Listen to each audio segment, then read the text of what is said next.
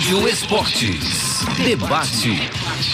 Vamos lá para o Rádio Esportes Debate. Estamos falando de contratação, de janela de transferências. Daqui um mês e meio, arredondando, os clubes poderão aí registrar novos atletas. E chamou a atenção nesse meio de semana, com a derrota do Atlético, movimentações também relacionadas a contratações no Galo. Ô Léo Figueiredo, o Atlético precisa de mais? Ligado um sinal de alerta ou não? O Galo precisa ser incisivo no mercado? Queria sua visão um pouquinho sobre isso, Léo. Ô Cirilo, eu já tinha dito até aqui mais cedo, agora no debate quero colocar aqui, pelos jogadores que saíram, tecnicamente, eles não fazem tanta falta, porque eles não jogavam tanto, o Edenilson estava em má fase, o Patrick praticamente não jogava, mas o Atlético precisa de reposição no elenco. Para que o Milito tenha situações como ele teve, por exemplo, contra o Sport, ele tenha mais opções no meio campo, onde ele possa, querer continuar com o Batalha jogando como zagueiro e ter uma opção ali de volante, de primeiro volante. Ele não tinha sem o Otávio. O Alan Franco foi jogar ali e não deu certo. Então eu acho que sim, a gestão do Atlético agora precisa olhar para o mercado, porque jogadores que não entregavam, mas que inclusive tinham salários caros, isso abriu um espaço na folha, eles podem contratar.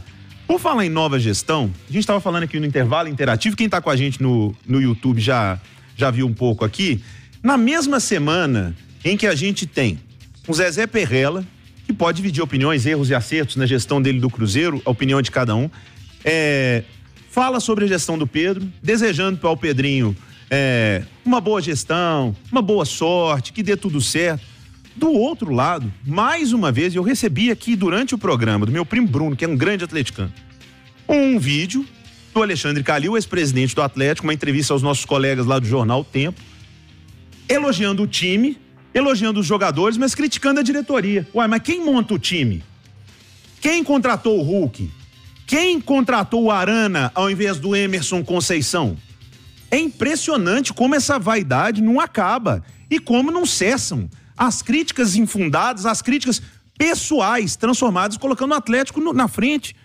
Ué, mas é inacreditável como que o Atlético continua sendo usado para palanque de viés político do que sendo tratado como clube do coração. Caramba! O Alexandre Calil faz parte da história do Atlético.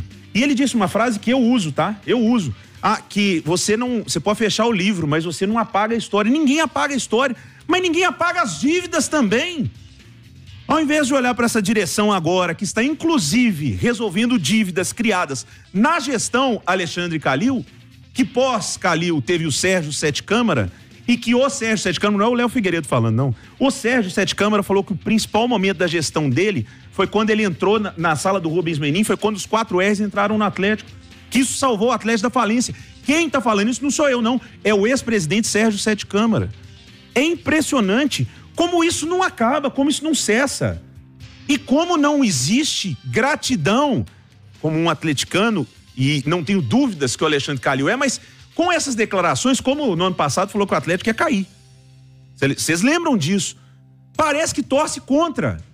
Parece que torce contra. E outra coisa, quem era o prefeito de Belo Horizonte, quando o Atlético estava erguendo a sua arena MRV e teve contrapartidas surreais. E eu não estou dizendo aqui que o Atlético falou o que falou, não. Eu tenho uma geógrafa dentro de casa que é minha esposa. Surreais contrapartidas existem. Então são N fatos onde você vê uma pessoa que é importante, que tem seu nome na história do Atlético, mas é impressionante como ninguém depois dele presta. O Sérgio Sete Câmara, o Ricardo Guimarães, o Rubens Menin. Pra quê? O Atlético precisa de paz. O Atlético precisa de atleticano de verdade, torcendo pro Atlético, não contra. Então me perdoa, viu, Cirilo, ir longe aqui, mas na mesma semana em que um ex-presidente do Cruzeiro está desejando bons frutos, boa sorte para a nova gestão, um ex-presidente do Atlético, mais uma vez, por interesse político, por questão pessoal, contestando o clube, cara. Caminhar, né? Andar pra frente, né? Enfim, deixar essas questões de lado e torcer por uma boa gestão. Aliás, falando em gestão, o Emerson Romano, do outro lado, esse exemplo citado aí pelo Léo Figueiredo, Cruzeiro se movimentando bastante no mercado.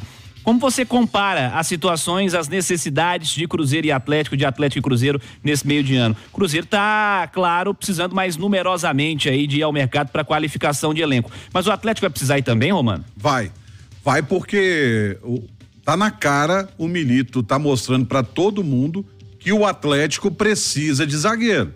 Ele está improvisando um volante porque ele não tem o zagueiro de acordo com o que ele quer.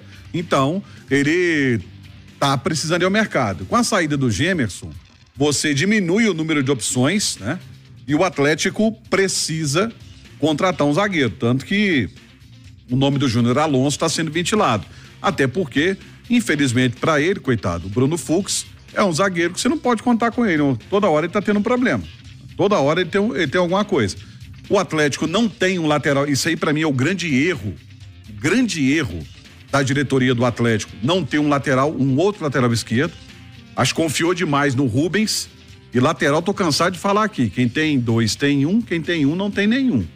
Porque você vai perder por lesão, você vai perder por convocação, vai perder por suspensão, vai precisar de um outro zagueiro. A turma da defesa está sempre mais exposta, né? E o Atlético não tem hoje um lateral esquerdo reserva. O Rubens machucou, olha aí. Aí você tá tendo que desvestir um santo para vestir outro. Você tira o Scarpa de um lugar que ele tá bem para colocar de lateral esquerdo e cria um problema para a vaga do Scarpa. O Atlético precisa, né? O Atlético não tem um rompedor de linhas.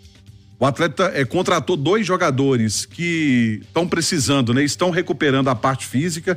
Por exemplo, o Robert, ele chegou abaixo do peso, se eu não me engano, 7 ou 8 quilos abaixo do peso, tá ganhando massa magra agora e entender como joga, né?